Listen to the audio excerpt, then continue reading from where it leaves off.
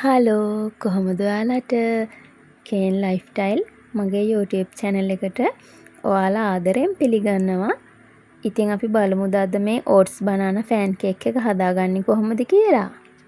බර අඩු කරගන්න ගමන් රසට කෑම කන්න හොයන අය ඉන්නව නේද? ඒගොල්ලන්ට තමයි මේ රෙසිපි එක. ඉතින් අපි බලමුද මේක කොහොමද හදාගන්නේ කියලා. මම මෙතන oats මේස හැඳි 4ක් ගන්නවා. ඔයගොල්ලන්ට මෙතන oats powder එක ගන්න පුළුවන්. ඒ කියන්නේ oats කුඩු කරලා ගන්න පුළුවන්. මම මේ ඒ විදිහට තමයි මේ කරගන්නේ. oats ටිකක් කුඩු කරගන්න තමයි මේ හදන්නේ. ඉතින් මේ විදිහට තමයි මේ oats ටික කුඩු කරගත්තාම අපිට පේන්නේ. මේකට මම බිත්තර දෙකක් එකතු කරගන්නවා.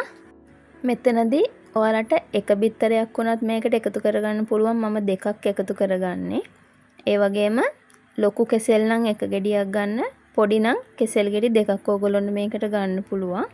මම තව වැනිලා තේ හැඳි එකක් මේකට එකතු කරගන්නවා. ඒ වගේම ලුණු පිංච් එකකුත් මේකට එකතු කරගන්නවා.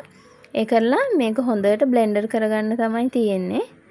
ඉතින් මේ විදිහට තමයි මේක බ්ලෙන්ඩර් කරගත්තට පස්සේ ඔයගොල්ලන්ට පේන්නේ මේ විදිහට මේක හොඳට බ්ලෙන්ඩර් කරගෙන ඔයගොල්ලෝ හදාගන්න.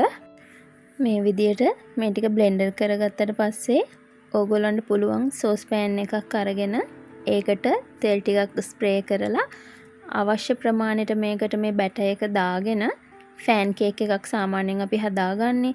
ඒ විදිහට මේකත් පුච්ච ගන්න තමයි තියෙන්නේ දෙපැත්ත දාලා. ඉතින් ගොඩක් අය හිතන් ඉන්නවනේ ඩයට් කරනවා කියන්නේ හරි බෝරින් වැඩක්. එළවලු තම්බලා කන්න බෑ. රසට කන්න බෑ කියලා. එහෙම එකක් නෑ. ඩයට් කරන අයට කන්න ඕන තරම් රස කෑම තියෙනවා. ඉතින් මම හැමදාමත් ෂෝට් වල අප්ඩේට් දානවා. මම කොහොමද දවසේ කෑම ගත්තේ, මොනවද බිව්වේ, ඒ හැම දෙයක්ම මම ෂෝට් වලට දානවා. ඉතින් ඕගොල්ලන්ට පුළුවන් ඒකෙන් පොඩි අයිඩියා එකක් ගන්න මොන වගේ කෑමද කෑවේ, මොන වගේ දේවල්ද බිව්වේ කියලා. ඉතින් මම බලාපොරොත්තු වෙනවා ඔයාලට තවත් ඉස්සරහට තවත් හෙල්දි රෙසිපි අරගෙන එන්න. ඉතින් මේ විදිහට අපි ෆෑන් කේක් ඔක්කොම ටික හදා ගන්නවා.